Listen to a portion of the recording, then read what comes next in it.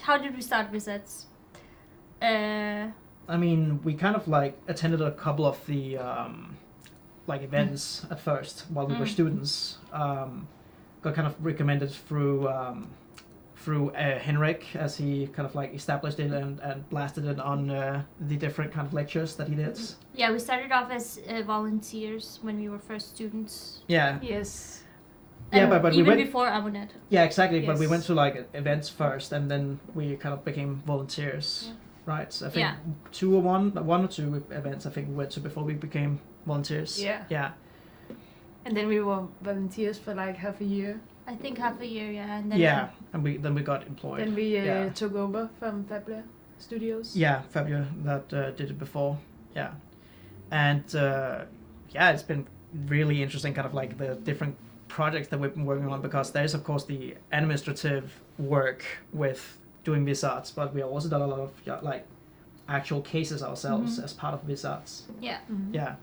So our main responsibilities are planning all the events, organizing, contacting speakers. Yeah.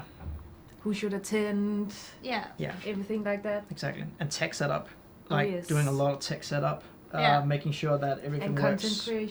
Content creation. Yeah, exactly. SoMe, social media. So also like publicity for ViZARTS itself. Yeah. Hanging up posters. Hanging up posters. Yeah, the different schools and different places. Yeah. Spend half our life hanging up posters. Yeah. I mean, by now we've been doing it for about 2 years, right? 2 years. Yeah, about 2 years. About 2 years. Yeah. 2 years of content creation, tech setup, and hanging up posters. Yeah, I don't remember what was our first jam. Like the first one we did, was that the hospital ones, or was that the witch? The hospital? Yeah. The asylum. Yeah, the asylum, yeah. Where the first one where we actually participated without being... we were jammers. There we were jammers. Yeah. Just imagining you mentioning my name makes my heart sink. You haunt my every thought. I wonder if this is your curse or my own. No. That's what you are. That song. Unforgettable. There we were jammers, but the next one with the witch kitchen, we were doing both the jam and helping everybody. Yeah, so both doing tech support and like troubleshooting, but also doing an actual jam ourselves. Yeah. Lesha, did we get introduced to virtual production through ViZARTS, or was it during the... No, it was on the film school. Yeah. And then we brought it back here. Yeah. And used what we had learned there. We used in the ViZART for the jams. And then we got really big interest in it. Yeah, I feel like it just really connected well after having like that like experience at the film school. It just really naturally connected with what ViZARTS is trying to do. Yeah. And that's also where Amunet kind of got shaped. Yeah, definitely. It was early on. Yeah, exactly. Yeah. Just working with ViZARTS and developing pipelines for this one, I actually think it was already from the second jam. Yeah. Because there we already talked about it. Yeah. That we should make a company about virtual production. Yeah, the first kind of, I think, project that we sold was the Witch's Kitchen that we actually made on a ViZARTS jam. Yeah, in 24 hours. Yeah, exactly. The asylum was fun, but it didn't feel so much like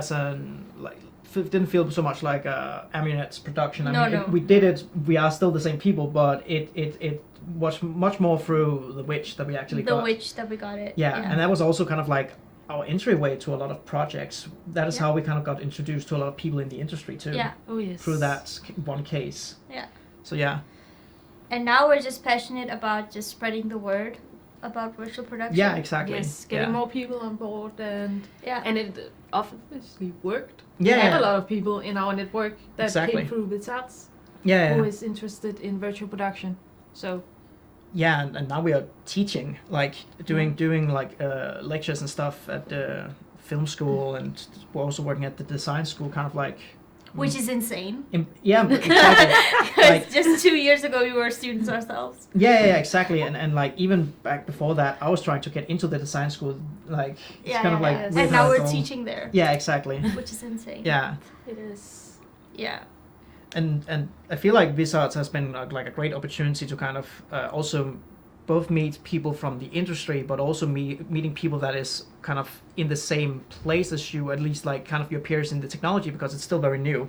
So it's a lot, you have a tendency to meet people that are interested in it, but doesn't necessarily know all the tricks. Yeah. Yeah. And Henrik has been really good as like to introduce people to us, but actually also sending jobs our way. Oh yes. Whenever he had gotten like people or heard about people that needed something virtual production related, he always just spoke about Amunet. Yeah, but in general, like Henrik is great at matchmaking, making sure to like make those connections when he realizes that somebody has some kind of area of interest, to connect them with people he knows that has the same interest or could potentially have the same interest. And just a project that is just near the virtual production realm. Yeah, ViZARTS always had an analogy about ships. Yeah. Oh yes. And if Amunet was a ship, then ViZARTS, and I think we always say Henrik was like the wind. Yeah, exactly. Making it possible to like get as far as the ship has gone. We are the crew on the ship. And the shipbuilders. I mean, yeah. So now it's the last event for ViZARTS. The last official event. Event. I mean, we can't like, we don't know if we are going to end up doing anything else for now, but at least it's kind of like it's been a long, like this has been part of our lives for quite a while now. Quite a while, and it's been incredible to see how just 2 years ago nobody really knew about virtual production here in Denmark, and now there are productions. There are productions being made using virtual productions, and people are like so interested, which is a huge accomplishment. I mean, that's one thing we'll take away from ViZARTS, has been just spreading the word. Yeah.